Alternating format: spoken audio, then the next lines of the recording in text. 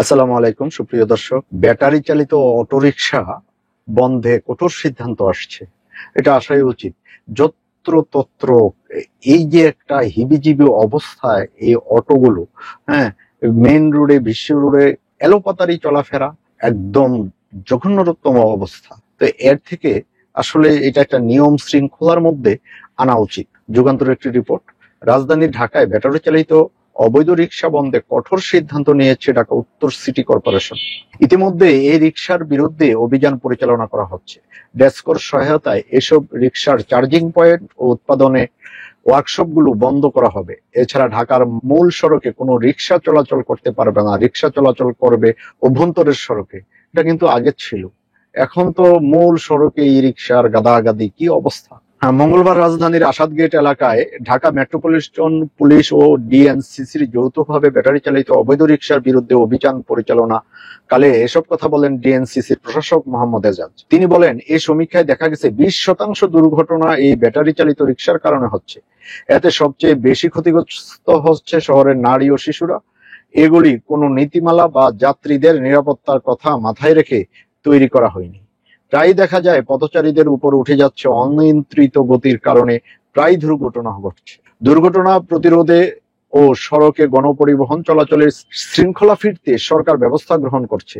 বুয়েটের সহায়তা ইতিমধ্যে ব্যাটারি চালিত নিরাপদ রিকশার নকশা প্রস্তুত করে কয়েকটি কোম্পানিকে প্রস্তুতির জন্য অনুমোদন দেওয়া হয়েছে বলে জানান ডিএনসিসি প্রশাসক। তিনি আরো বলেন, এই মাসের মধ্যেই ডিএনসিসি রিকশা চালকদের প্রশিক্ষণের ব্যবস্থা করবে। প্রশিক্ষণ শেষে উত্তীর্ণরাই বৈধ লাইসেন্স পাবে এবং অনুমোদিত কোম্পানির তৈরি রিকশা শহরের নির্দিষ্ট এলাকায় চালাতে পারবে। এক এলাকার বৈধ রিকশা অন্য এলাকায় যেতে পারবে না। যাত্রী ভোগান্তি কমাতে ভাড়াও নির্ধারিত থাকবে। আসলে যদি এটা এরকম যদি হয়, তাহলে কি সিএনজির মতো হয়ে যাবে না? আবার প্রশিক্ষণ নেবে, তাদের মতো কিনবে, একটা রেট বেঁধে দিবে। আমাদের দেশে তো কোনো নাই, নিয়ম নীতির তোয়াক্কা নাই, যে যেমনে পারে খাচ্ছে খাবে। ডিএনসিসির প্রশাসক বলেন, একটি জাতীয় পরিচয়পত্রের জন্য একটা রিকশা লাইসেন্স দেওয়া হবে। চলমান রিকশা নিয়ে যে বাণিজ্য রয়েছে তা বন্ধ করা হবে। ঢাকা মেট্রোপলিটন পুলিশ ও ঢাকা উত্তর সিটি কর্পোরেশনের যৌথভাবে পরিচালিত আজকের অভিযানে মূল সড়কে চলাচলরত আনুমানিক 30টি ব্যাটারি চালিত রিকশা জব্দ করা হয়। এ সময় অন্যদের মধ্যে উপস্থিত ছিলেন ডিএনসিসির অঞ্চল 5 এর আঞ্চলিক নির্বাহী কর্মকর্তা আনম বদ্রজুদা, ট্রাফিক ইঞ্জিনিয়ারিং সার্কেলের তত্ত্বাবধায়ক প্রকৌশলী খন্দকার মাহবুব আলম, ডিএমপির কর্মকর্তা ও ডিএনসিসির অঞ্চল 5 এর কর্মকর্তা উপস্থিত ছিলেন। তো আসলে এটা আইন করলেই হবে না, অনুমতি দিলেই হবে না, কিন্তু সঠিক মনিটরিংটা লাগবে। ওই যে 20,000 টাকার রিক্সা 2 লাখ টাকা রাখবে, এগুলি তো হয়ে যাচ্ছে, বিগত দিনে হয়েছিল।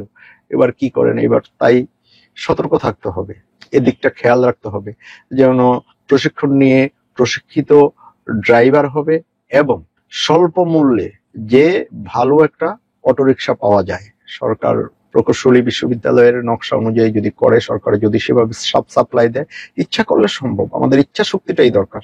আজ এ পর্যন্ত দর্শক, সবাই ভালো থাকবেন, আপনাদের মতামত তুলে ধরবেন। আল্লাহ হাফেজ।